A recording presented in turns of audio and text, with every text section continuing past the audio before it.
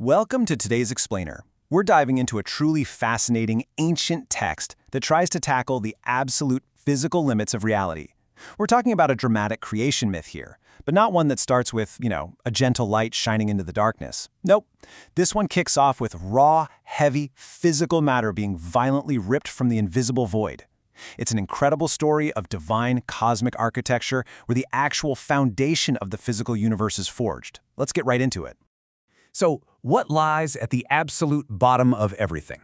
It's a huge question, right? One that's haunted philosophers and scientists for literally millennia. Is it turtles all the way down?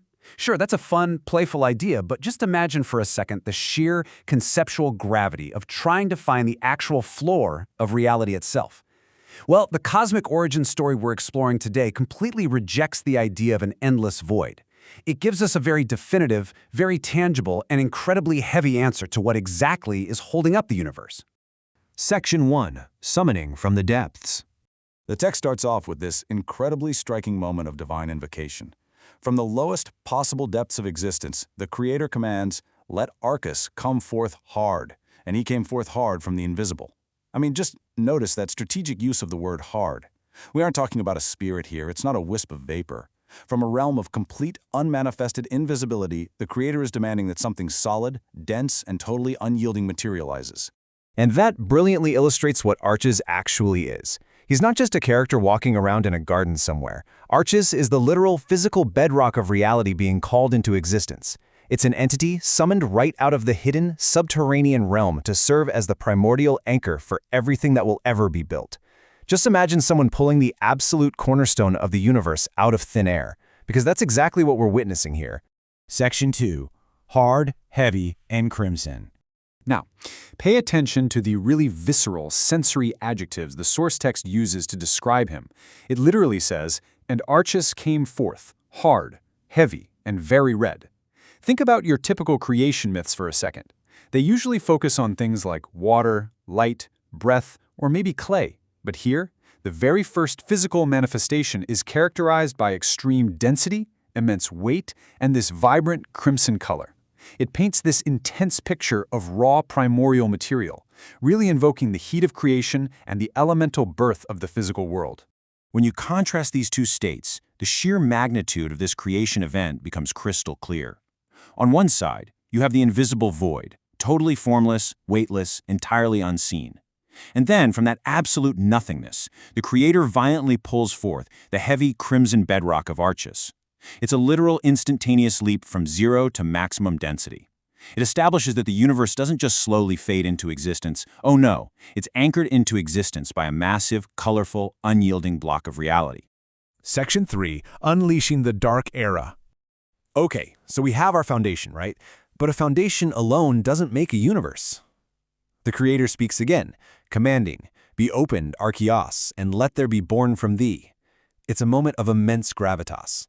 Archeos, this impossibly hard, dense bedrock, is now being commanded to split wide open. The very floor of reality is literally commanded to become a doorway.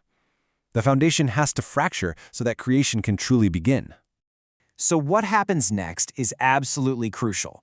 The text tells us that Archytas literally comes undone. He cracks open, and from inside this dense red entity, an age comes forth. It's described as very great and very dark, bearing the creation of all lower things. Basically, Archytas was holding a vast dark era inside of him, containing the actual blueprints for all inferior material reality. It's such a fascinating paradox when you think about it. The physical universe isn't built on top of Archytas initially. The spark of creation bursts out of him, almost like a cosmic seed germinating from within a dense dark rock. Section 4. The Bedrock of Existence. Seeing that this great, dark age of creation was good, the Creator delivers one final instruction. The text reads, "Go thou down below, and make thyself firm, and be for a foundation for the lower things." Think about why this matters so much. This is the exact moment the universe gets its gravity, its ultimate anchor. Erica's true purpose is finally realized here. He's commanded to descend even further, plunging beneath the dark age that just erupted from him to stabilize the depths. He is to become the permanent, immovable floor of the cosmos. Let's just quickly review this epic creation arc step by step. First, Arcus is summoned from the invisible, a violent transition into hard, heavy red reality. Second, he comes undone to release creation, acting as the vessel for a vast, dark era containing all lower things. And finally, third, he descends to become the firm foundation, literally sinking beneath the weight of the universe to hold the whole shebang up. It is just a brilliant piece of cosmic architecture. And then the text leaves us with this stark, absolute statement. Archaeus went down, fixed himself, became the foundation, and below the darkness, there is nothing else. I really want to emphasize the finality of that. By locking himself into the deep, Archaeus established the ultimate boundary of reality. He is the floor. He's the period at the end of the universe's sentence. Beneath him, the very concept of space and existence just completely evaporates. Which, of course, leaves us with a pretty haunting final thought. If Archus is the heavy, red bedrock holding up all of creation, what exactly waits in the absolute nothingness below him? Is it merely an empty void? Or is it some kind of invisible potential we can't even begin to comprehend?